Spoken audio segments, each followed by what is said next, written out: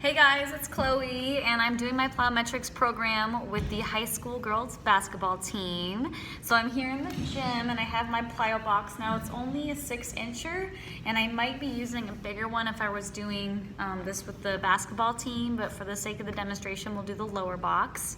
And the first thing I would do is I would do a needs analysis, so I would see what movements are involved in basketball to really see what types of plyometrics are going to be the most beneficial. Of course, that lower body plyometrics, it's really applicable to any sport, especially when it has to do with power coming from the hips, and especially important for basketball players to out jump their opponent when they're trying to get the ball.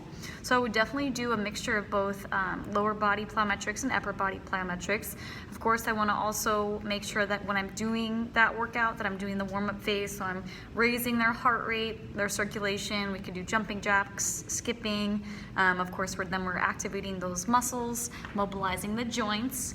Especially when we're doing plyometrics, it's going to be super important for the potentiation phase to really get those fast twitch muscle fibers ready to go for those types of movements since we're recruiting those muscle fibers.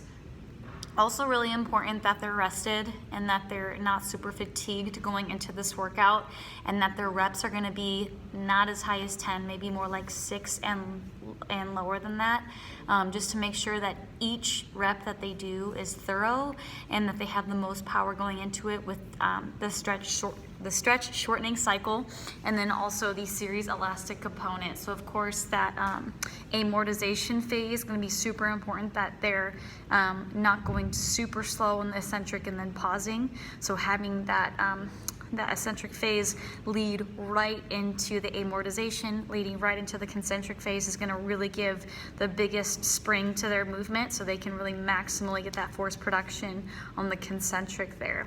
So I would definitely want to get them warmed up, then take them through some lower body stuff, since that's really where the majority of the power is coming from. Use those big muscle groups.